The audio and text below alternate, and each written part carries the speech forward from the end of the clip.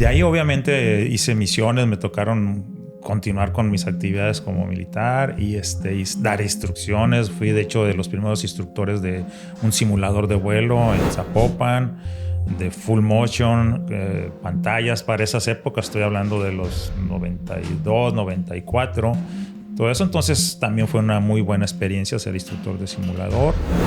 Y digo, obviamente seguíamos avanzando porque me dediqué en un tiempo a eso y después obviamente continuamos con las misiones militares, como mencionas. Y ahí fue donde me tocó lo de Chiapas, campaña contra el narcotráfico y muchos tipos de misiones de esas.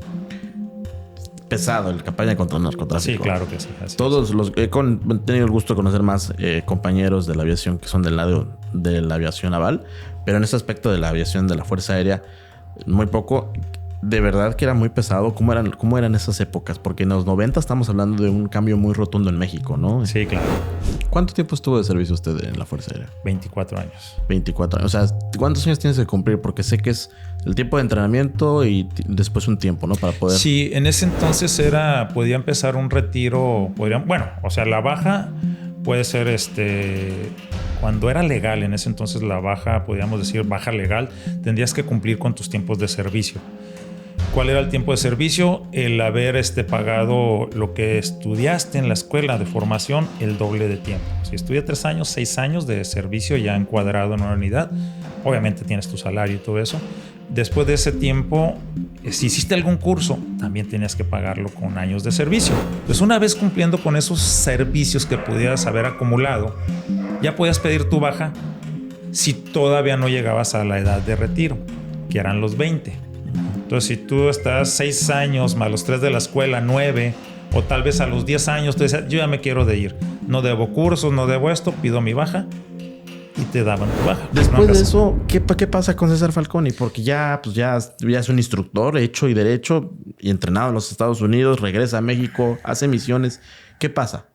De ahí obviamente hice misiones, me tocaron continuar con mis actividades como militar y dar instrucciones. Fui de hecho de los primeros instructores de un simulador de vuelo en Zapopan, de full motion, pantallas para esas épocas, estoy hablando de los 92, 94, todo eso. Entonces también fue una muy buena experiencia ser instructor de simulador.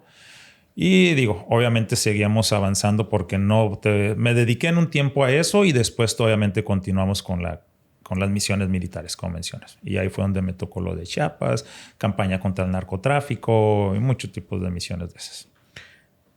Pesado, el campaña contra el narcotráfico. Sí, claro que sí. He tenido el gusto de conocer más compañeros de la aviación que son del lado de la aviación naval, pero en ese aspecto de la aviación de la Fuerza Aérea, muy poco. De verdad que era muy pesado. ¿Cómo eran esas épocas? Porque en los 90 estamos hablando de un cambio muy rotundo en México, ¿no? Sí, claro. ¿Cómo fue? Político y todo, o sea, exactamente muy... ¿Cómo fue para usted como piloto helicópterista en ese momento? Bueno, obviamente entrar ya y de hecho yo creo que dentro de la Fuerza Aérea, pues los pilotos de helicópteros éramos los únicos que estábamos realmente involucrados en ese tipo de campañas.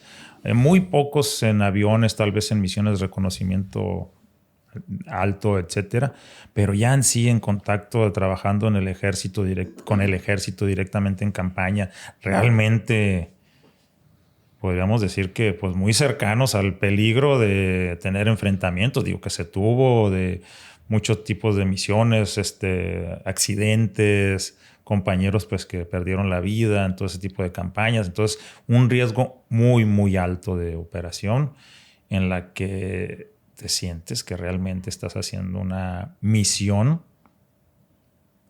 que te demanda el 100% en el que estás en peligro tu vida constantemente. ¿Cuánto tiempo estuvo de servicio usted en la Fuerza Aérea? 24 años. 24 años. O sea, ¿cuántos años tienes que cumplir? Porque sé que es el tiempo de entrenamiento y después un tiempo, ¿no? Para poder... Sí, en ese entonces podía empezar un retiro, la baja puede ser cuando era legal, en ese entonces la baja, podríamos decir baja legal, tendrías que cumplir con tus tiempos de servicio.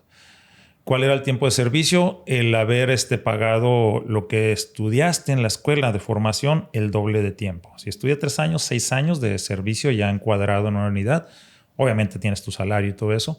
Después de ese tiempo, si hiciste algún curso, también tenías que pagarlo con años de servicio. por cada, que era mucho, por cada curso que duraba un año o un periodo mayor, tenías que pagar el doble. Si era un año, mínimo eran 3 años. Si eran 2, pues 6 años extra. Entonces, una vez cumpliendo con esos servicios que pudieras haber acumulado, ya podías pedir tu baja si todavía no llegabas a la edad de retiro, que eran los 20. Entonces, si tú estás 6 años más los 3 de la escuela, 9, o tal vez a los 10 años, tú dices, yo ya me quiero de ir. No debo cursos, no debo esto, pido mi baja. Y te daban tu baja. Bueno, después de ciertas complicaciones, pero bueno. Claro. Ya era la forma legal de irte de baja sin tener que desertar o simple y sencillamente abandonar la milicia, ¿verdad? Porque ya entrabas en otra etapa de delito de deserción. Pero bueno, te podías ir así, pero eras un tema ilegal. Militar. Después de esos, de sus 24 años, ¿usted por qué decide salirse de la Fuerza Aérea? Bueno, ahí llega un punto muy importante. Yo creo que todos los militares lo vamos a entender. Yo puse en la balanza, para hacer una carrera militar tienes que pasar a otro proceso de diplomarte, de ser diplomado de Estado Mayor. ¿Qué es esto? Entrar a una escuela superior de guerra que le llaman, donde haces una maestría, podríamos decirlo así, militar, y en la cual ya después de terminar ese curso ya pasas a ser parte del staff, podríamos decir, ya de puestos más de planeación, de estrategia en la Secretaría de la Defensa, en la Comandancia de la Fuerza Aérea. Así es, mucho de oficina, de planeamiento, todo eso. Pero bueno, es un paso obligado para todo aquel que quiera hacer carrera militar. Al hacer ser diplomado te favorecen mucho en el tema de ascensos. Si no lo haces, pues bueno, va a ser muy difícil que logres tus ascensos, todo eso. Entonces yo ahí dices, bueno, sigo con mi carrera militar. Llegas en un entonces que ya es uno capitán para esas épocas. Y tú dices, me voy a la escuela superior o voy a cumplir mis 20 años para retirarme. Porque de lo contrario, si me quedo aquí, va a ser muy difícil yo que haga carrera militar. Yo ya tenía una problemática familiar, personal, y la enfermedad de mis padres, etcétera. Entonces, ya había un tema que me demandaba mucha atención también, la familia, etcétera. Entonces digo, híjole. Porque vamos a hacer un paréntesis. El tema familiar es bien complicado para un militar. Claro. Porque ustedes se la pasan mucho tiempo fuera de casa. Totalmente, así es. Así es, totalmente. Entonces ahí era el punto de que, ¿qué hago? Familias, padres, todo, seguir con la carrera. Bueno, ya es personal. Entonces yo ahí decido ya no irme a la Escuela Superior de Guerra, terminar mi tiempo de antigüedad, 20 años, y ya posterior a eso, pues ya retirarme. Bueno, aquí en este proceso me extiendo hasta los 24, pero ya finalmente decido retirarme.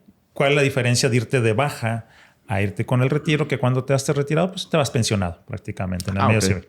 Te llevas tu pensión y todos los servicios médicos, legales, para la familia, etcétera. Entonces, pues, bueno, ese era el plus precisamente de esperar más de los 20 años para irte con esa pensión. Muy bien, muy bien. Así es. Y bueno, y finalmente decidí dejar la aviación militar.